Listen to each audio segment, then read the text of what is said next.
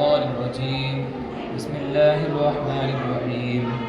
لا يحب الله الجهر بالسوء من القول إلا من ظلم وكان الله سميعا عليما. إن تبدوا خيرا أو تخفوه أو تعفوا عن سوء فإن الله كان عفوا قديرا. إن الذين يكفرون بالله ورسله ويريدون أن يفرقوا بين الله ورسله ويقولون نؤمن ببعض ونكفر ببعض ويريدون أن يتخذوا بين ذلك سبيلا أولئك هم الكافرون حقا وأعتدنا للكافرين عذابا مهينا. والذين آمنوا بالله ورسله ولم يفرقوا بين أحد منهم أولئك سوف يؤتيهم أجورهم وكان الله غفورا رحيما. يسألك أهل الكتاب أن تنزل عليهم كتابا من السماء فقد سألوا موسى أكبر من ذلك فقالوا أرنا الله جهرة فأخذتهم الصاعقة بظلمهم ثم اتخذوا العجل من بعد ما جاءتهم البينات فعفونا عن ذلك وآتينا موسى سلطانا مبينا. ورفعنا فوقهم الطور بميثاقهم وقلنا لهم ادخلوا الباب سجدا وقلنا لهم لا تعدوا في السبت وأخذنا منهم ميثاقا غليظا. فبما نقضهم ميثاقهم وكفرهم بآيات الله وقتلهم الأنبياء بغير حق وقول قلوبنا غلف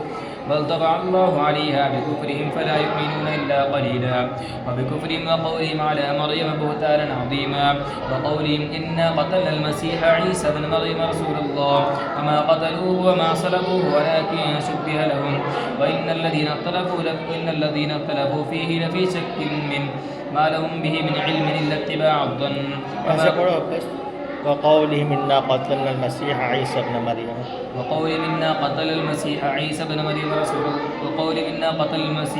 بن مريم رسول الله ألقاها وما قتلوه وما صلبوه ولكن شبه لهم وإن الذين اختلفوا فيه لفي شك منه ما لهم به من علم إلا اتباع الظن وما قتلوه يقينا بل رفعه الله إليه وكان الله عزيزا حكيما.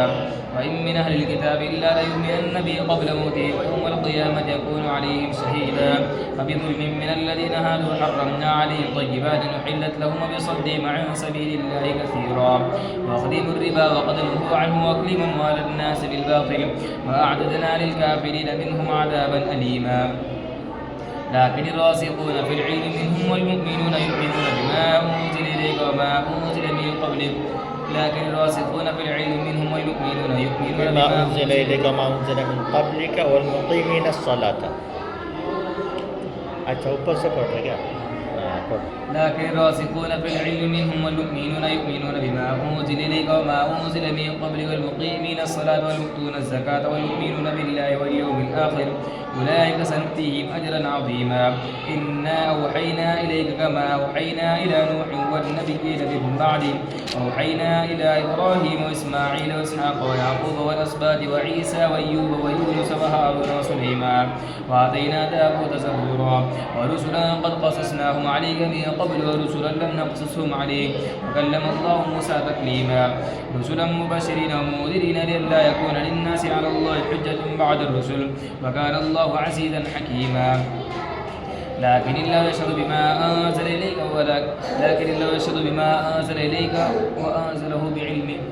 لكن الله يشهد بما أنزل إليك أنزله بعلمه. لكن الله يشهد بما أنزل إليك أنزله بعلمه والملائكة يشهدون وكفى بالله شهيدا. إن الذين كفروا وصدوا عن سبيل الله قد ضلوا ضلالا بعيدا. إن الذين كفروا وظلموا لم يكن الله ليغفر لهم ولا ليهديهم طريقا إلا طريق جهنم خالدين فيها أبدا وكان ذلك على الله يسيرا. يا أيها الناس قد جاءكم الرسول بالحق من ربكم فآمنوا خيرا لكم وإن تكفروا فإن لله ما في السماوات والأرض وكان الله عليما حكيما. يا أهل الكتاب لا تغلوا في دينكم ولا تقولوا على الله إلا الحق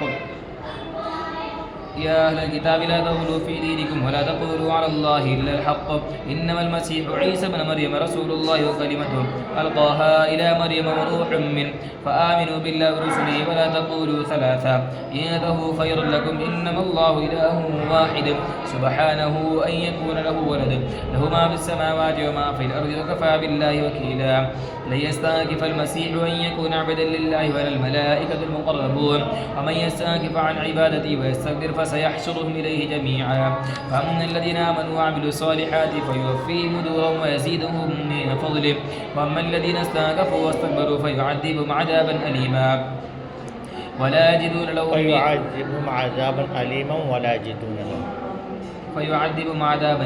ولا يجدون لهم من دون الله وليا ولا نصيرا. يا أيها الناس قد جاءكم برهان من ربكم وأنزلنا إليكم نورا مبينا. فأما الذين آمنوا بالله واعتصموا به فسيدخلهم في رحمة منه وفضل ويهديهم إليه صراطا مستقيما. ويستفتونك قل الله يفتيكم في الكلالة إن امرؤ هلك ليس له ولد وله أخت فلها نصف ما ترك وهو يرثها إن لم يكن لها ولد، فإن كانت اثنتين فلهما الثلثان مما ترك، وإن كانوا إخوة رجالا ونساء فللذكر مثل حظ الأنثيين. يبين الله لكم ما تضلوا والله بكل شيء عليم. بسم الله الرحمن الرحيم. يا أيها الذين آمنوا أوفوا بالعقود. أحلت لكم بهيمة الأنعام إلا ما يتلى عليكم غير محل الصيد وأنتم حرم، إن الله يحكم ما يريد.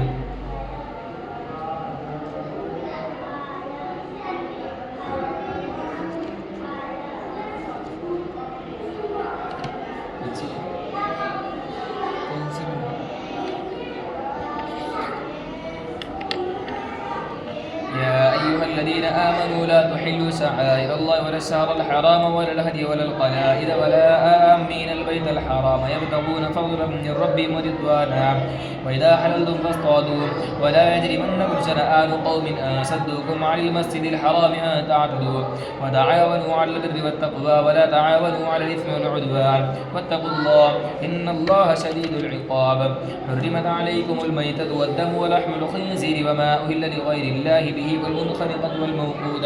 والموقودة والمتردية والنطيحة وما أكل السبع إلا ما ذكيتم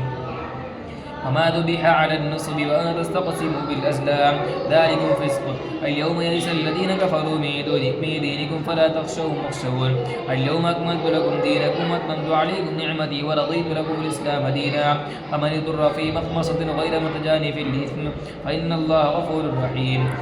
متجانف لإثم فإن الله غفور رحيم. متجانف لإثم فإن الله غفور رحيم. يسألونك ماذا أحل لهم قل أحل لكم الطيبات وما علمتم من الجوارح مكلبين تعلمونهن مما علمكم الله فكلوا مما أمسكن عليكم واذكروا اسم الله عليه واتقوا الله إن الله سريع الحساب. اليوم أحل لكم الطيبات وطعام الذين أوتوا الكتاب قل أحل لكم الطيبات قل أحل لكم الطيبات وطعام الذين أوتوا الكتاب حل لكم وطعام الذين اليوم أحل لكم الطيبات وطعام الذين أوتوا الكتاب. اليوم أحل لكم الطيبات وطعام الذين أوتوا الكتاب حل لكم والمحصنات من المؤمنات وطعامكم حل لهم والمحصنات من المؤمنات والمحصنات من الذين أوتوا الكتاب من قبلكم إذا آتيتموهن أجورهن محسنين غير مسافحين ولا متخذي أخدان. ومن يكفر بالإيمان فقد حبط عمله وهو في الآخرة من الخاسرين. يا أيها الذين آمنوا إذا قمتم إلى الصلاة فاغسلوا وجوهكم وأيديكم من المرافق وامسحوا برؤوسكم وأرجلكم إلى الكعبين وإن كنتم جنبا فاطهروا وإن كنتم مرضى أو على سفر أو جاء أحد منكم من الغائط أو لامستم النساء فلم تجدوا ماء فتيمموا صعيدا طيبا فامسحوا بوجوهكم وأيديكم منه ما يريد الله ليجعل عليكم من حرج ولكن يريد ليطهركم ويتم نعمته عليكم لعلكم تشكرون. واذكروا نعمة الله عليكم وميثاقه الذي واثقكم به واذكروا نعمة الله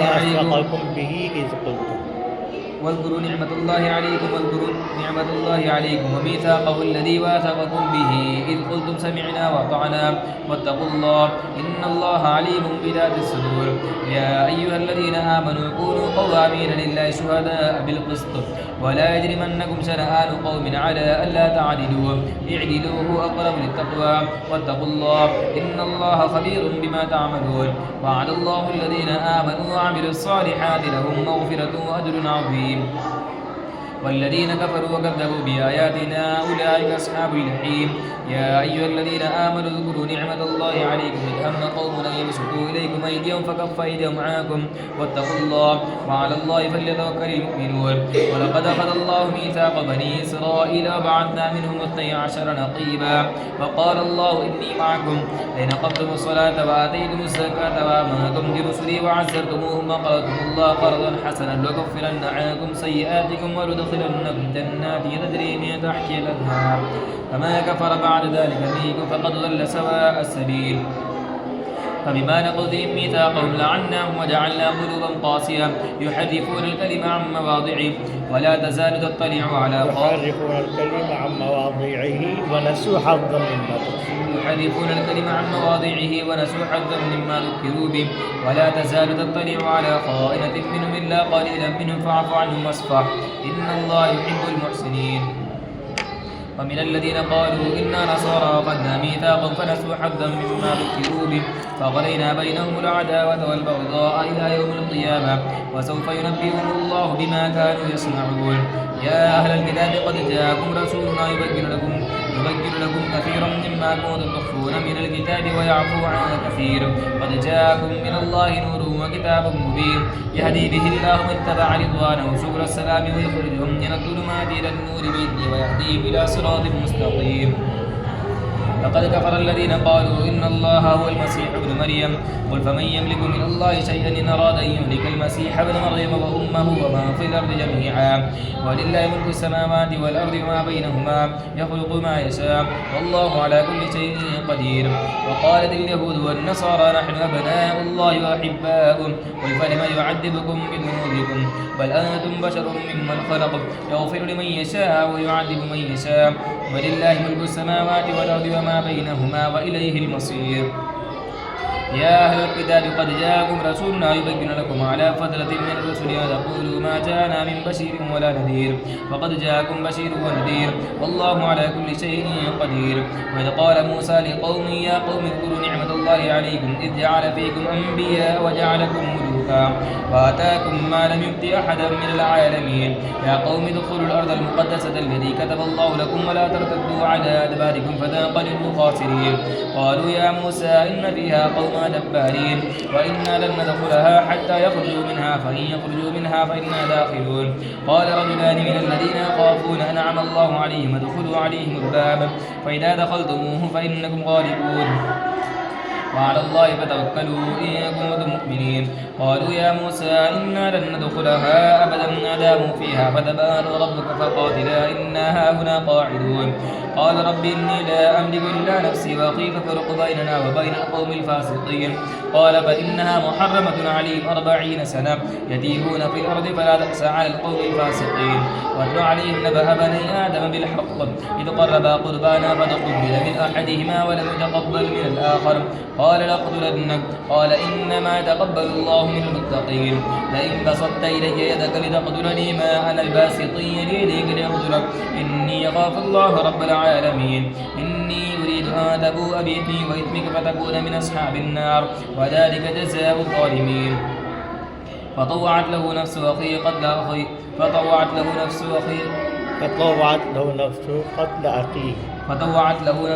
أخيه فقتله فأصبح من الخاسرين. فبعث الله غرابا يبحث في الأرض ليريه كيف يواري سوءة أخيه قال يا ويلتى أعجزت أن أكون مثل هذا الغراب فواري سوءة أخيه فأصبح من النادمين. من أجل ذلك كتبنا على بني إسرائيل أنه ما قتل نفسا بغير نفس فكأنما قتل الناس أو فساد في الأرض فكأنما قتل الناس جميعا ومن أحياها فكأنما أحيا الناس جميعا. ولقد جاءتهم رسلنا بالبينات ثم إن كثيرا منهم بعد ذلك في الأرض لمسرفون. إنما جزاء الذين يحاربون الله ورسوله ويسعون في الأرض فسادا أن يقتلوا أو يصلبوا أو تقطع أيديهم وأرجلهم من خلاف أو ينفوا من الأرض ذلك لهم خزي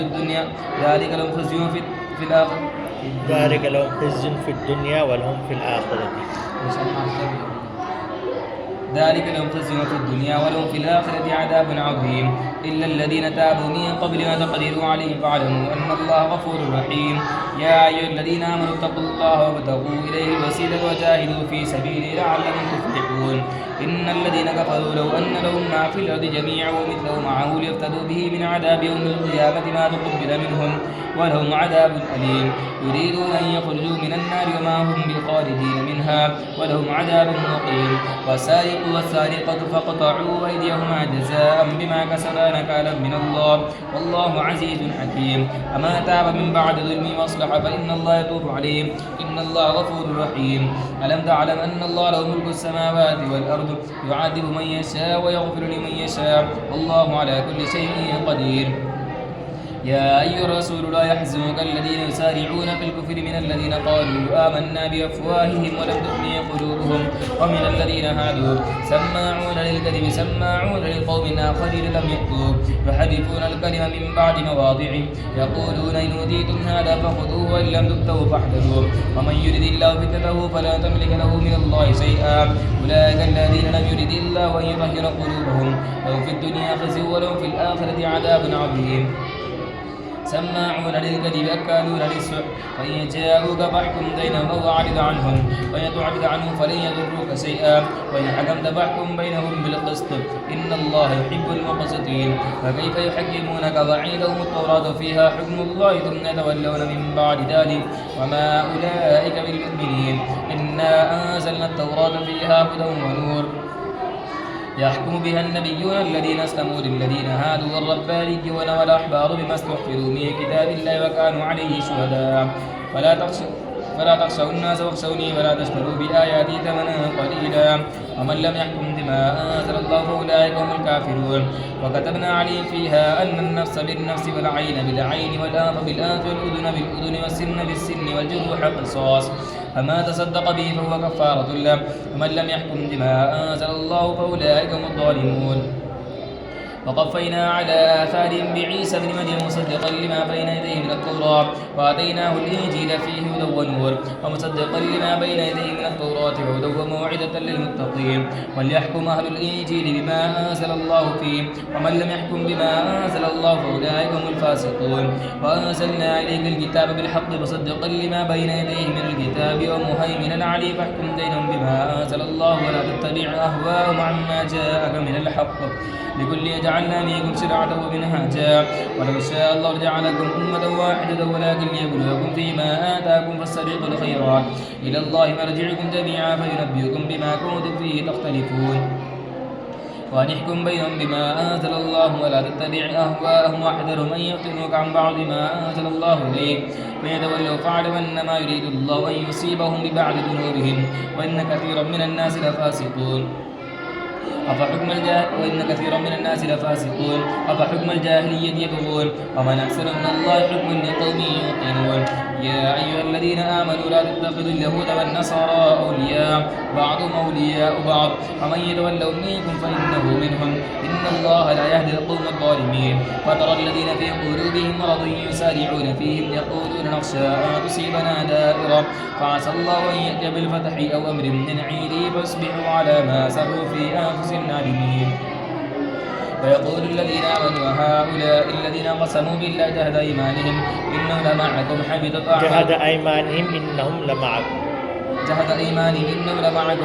أعمالهم فأصبحوا خاسرين يا أيها الذين آمنوا من يرتد منكم عن دينه فسوف يأتي الله بقوم يحبهم ويحبونه أذلة على المؤمنين أعزة على الكافرين ويحبونه أذلة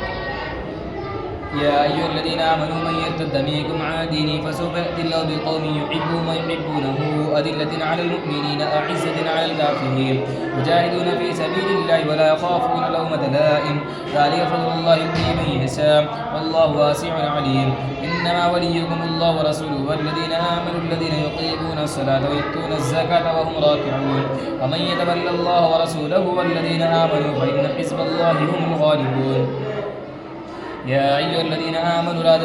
يا أيها الذين آمنوا لا تتخذوا اليهود والنصارى أولياء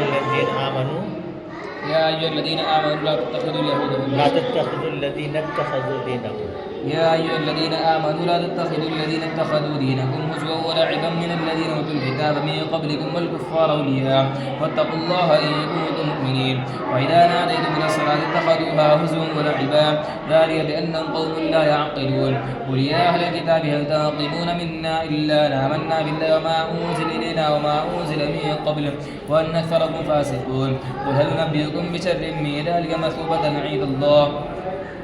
من لعنه الله وغضب عليه وجعل منهم القردة والخنازير وعبد الطاغوت أولئك شر مكانا وضلوا عن سواء السبيل وإذا جاءوكم قالوا آمنا وقد دخلوا بالكفر وقد خرجوا به والله أعلم بما كانوا يكتمون وترى كثيرا منهم يسارعون في الإثم والعدوان يكلموا السحت لبئس ما كانوا يعملون لولا ينهاهم الربانيون والأحبار عن قولهم الإثم وأكلهم السحت لبئس ما كانوا يصنعون وقالت اليهود يد الله مغلولة غلت أيديهم ولعنوا بما قالوا بل يداه مبسوطتان ينفق كيف يشاء وليزيدن كثيرا منهم ما أنزل إليك من ربك طغيانا وكفرا ولقينا بينهم العداوة والبغضاء إلى يوم القيامة كلما أوقدوا نارا للحرب أطفأها الله ويسعون في الأرض فسادا أطفأها الله ويسعون في الأرض فسادا والله لا يحب المفسدين ولو أن أهل الكتاب آمنوا واتقوا لكفرنا عن سيئاتهم ولدخلناهم جنات النعيم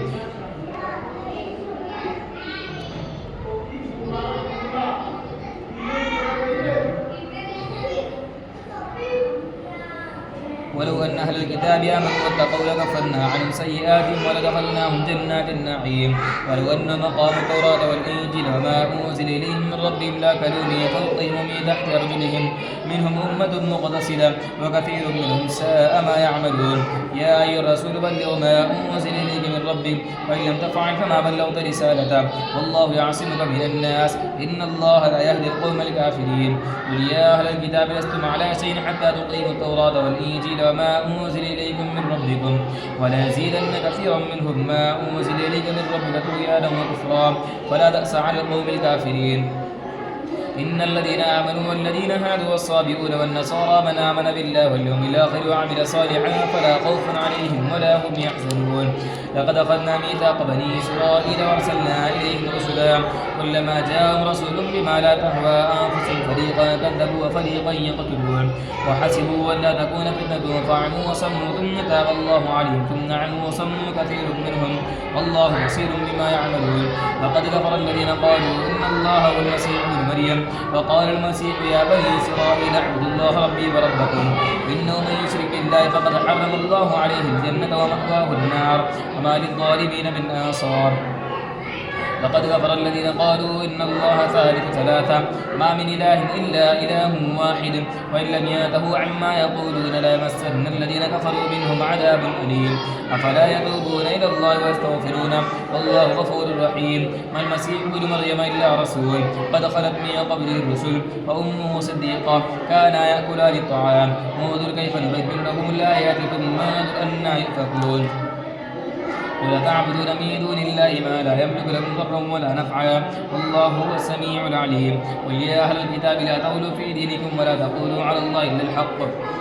قل يا أهل الكتاب لا تغلوا في دينكم ولا تقولوا على الله إلا الحق قل يا أهل الكتاب لا تغلوا في دينكم غير الحق ولا تتبعوا أهواءهم قل يا أهل الكتاب لا تغلوا في دينكم غير الحق ولا تتبعوا أهواء قوم قد ضلوا من قبل وضلوا كثيرا وضلوا عن سواء السبيل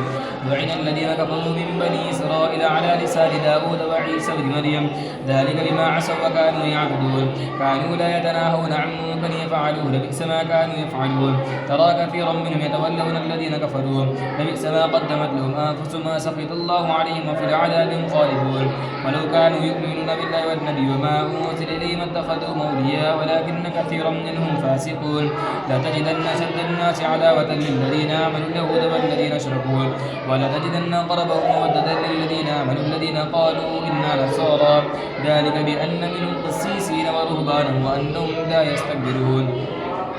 وإذا سمعوا ما أنزل إلى الرسول ترى أعينهم تفيض من الدمع مما عرفوا من الحق يقولون ربنا آمنا فاكتبنا مع الشاهدين وما لنا لا نؤمن بالله وما جاءنا من الحق ونطمع أن يدخلنا ربنا مع القوم الصالحين فأثابهم الله بما قالوا جنات تجري من تحتها الأنهار خالدين فيها وذلك جزاء المحسنين والذين كفروا وكذبوا بآياتنا أولئك أصحاب الجحيم يا أيها الذين آمنوا لا تحرموا طيبات ما أحل الله لكم ولا تعتدوا إن الله لا يحب المعتدين وكلوا مما رزقكم الله حلالا طيبا واتقوا الله الذي أنتم به مؤمنون لا يؤاخذكم الله باللغو في أيمانكم ولكن يؤاخذكم بما عقدتم الأيمان فكفارته إطعام 10 مساكين من أوسط ما تطعمون أهليكم أو كسوتهم أو تحرير رقبة ومن لم يجد فصيام 3 أيام ذلك كفارة أيمانكم إذا حلفتم واحفظوا أيمانكم كذلك يبين الله لكم آياته لعلكم تشكرون يا أيها الذين آمنوا إنما الخمر والميسر والأنصاب والأزلام رجس من عمل الشيطان فاجتنبوه لعلكم تفلحون إنما يريد الشيطان أن يوقع بينكم العداوة والبغضاء في الخمر والميسر ويصدكم عن ذكر الله وعن الصلاة فهل أنتم منتهون وأطيعوا الله وأطيعوا الرسول واحذرون فإن توليتم فاعلموا أنما على رسولنا البلاغ المبين ليس على الذين آمنوا وعملوا الصالحات جناح فيما طعموا إذا ما اتقوا وآمنوا وعملوا الصالحات ثم اتقوا وآمنوا ثم اتقوا وأحسنوا والله يحب المحسنين يا أيها الذين آمنوا لا يبلونكم الله بشيء من الصيد تناله أيديكم ورماحكم ليعلم الله من يخافه بالغيب فمن اعتدى بعد ذلك فله عذاب أليم يا أيها الذين آمنوا لا تقتلوا الصيد وأنتم حرم فمن قتله منكم متعمدا فجزاء مثل ما قتل من النعم يحكم به ذوى عدل منكم هديا بالغ الكعبة وكفارة طعام مساكين وعدل ذلك صياما ليذوق وبال أمره عفى الله عما سلف ومن عاد فينتقم الله منه والله عزيز ذو انتقام أحل لكم صيد البحر وطعامه متاعا لكم وللسيارة وحرم عليكم صيد البر ما دمتم حرما واتقوا الله الذي إليه تحشرون جعل الله الكعبة البيت الحرام قياما للناس والشهر الحرام والهدي والقلائد ذلك لتعلموا أن الله يعلم ما في السماوات وما في الأرض وأن الله بكل شيء عليم اعلموا أن الله شديد العقاب وأن الله غفور رحيم ما على الرسول إلا البلاغ والله يعلم ما تبدون وما تكتمون قل لا يستوي الخبيث والطيب ولو أعجبك كثرة الخبيث فاتقوا الله يا أولي الألباب لعلكم تفلحون يا أيها الذين آمنوا لا تسألوا عن أشياء إن تبد لكم تسؤكم وإن تسألوا عنها حين ينزل القرآن تبد لكم عفى الله عنها والله غفور حليم قد سألها قوم من قبلكم ثم أصبحوا بها كافرين ما جعل الله من بحيرة ولا سائبة ولا وصيلة ولا حام ولكن الذين كفروا يفترون على الله الكذب وأكثرهم لا يعقلون وإذا قيل لهم تعالوا إلى ما أنزل الله والرسول قالوا حسبنا ما وجدنا عليه آباءنا أولو كان آباؤهم لا يعلمون شيئا ولا يهتدون يا أيها الذين آمنوا عليكم أنفسكم لا يضركم ما ضل إذا اهتديتم إلى الله مرجعكم جميعا فينبئكم بما كنتم تعملون يا أيها الذين آمنوا شهادة بينكم إذا حضر أحدكم الموت حين الوصية اثنان ذوى عدل منكم وآخران من غيركم إن ضربتم في الأرض فأصابتكم مصيبة الموت تحبسونهما من بعد الصلاة فيقسمان بالله إن ارتبتم لا نشتري به ثمنا ولو كان ذا قربى ولا نكتم شهادة الله ولا نكتم شهادة الله إنا إذا لمن الآثمين فإن اعثر على أنهما استحقا إثما فآخران يقومان مقامهما من الذين استحق عليهم الأوليان فيقسمان بالله لشهادتنا حق من شهادتهما وما اعتدينا إنا إذا لمن الظالمين ذلك دنا أن يأتوا بالشهادة على وجهها أو يخافوا أن ترد إيمان بعد إيمانهم واتقوا الله واسمعوا والله لا يهدي القوم الفاسقين يوم يجمع الله الرسل فيقول ماذا أجبتم قالوا لا علم لنا إنك أنت علام الغيوب إذ قال الله يا عيسى ابن مريم اذكر نعمتي عليك وعلى والدتك إذ أيدتك بروح القدس تكلم الناس في المهد وكهلا وإذ علمتك الكتاب والحكمة والتوراة والإنجيل وإذ تخلق من الطين كهيئة الطير بإذني فتنفخ فيها فتكون طيرا بإذني وتبرئ الأكمه والأبرص بإذني وإذ تخرج الموتى بإذني وإذ كففت بني إسرائيل عنك إذ جئتهم بالبينات فقال الذين كفروا كفروا منهم إن هذا إلا سحر مبين. وإذا أوحيت إلى الحواريين أن آمنوا بي وبرسولي قالوا آمنا واشهد بأننا مسلمون. إذ قال الحواريون يا عيسى ابن مريم هل يستطيع ربك أن ينزل علينا مائدة من السماء؟ قال اتقوا الله إن كنتم مؤمنين. قالوا نريد أن نأكل منها وتطمئن قلوبنا ونعلم أن قد صدقتنا ونكون عليها من الشاهدين.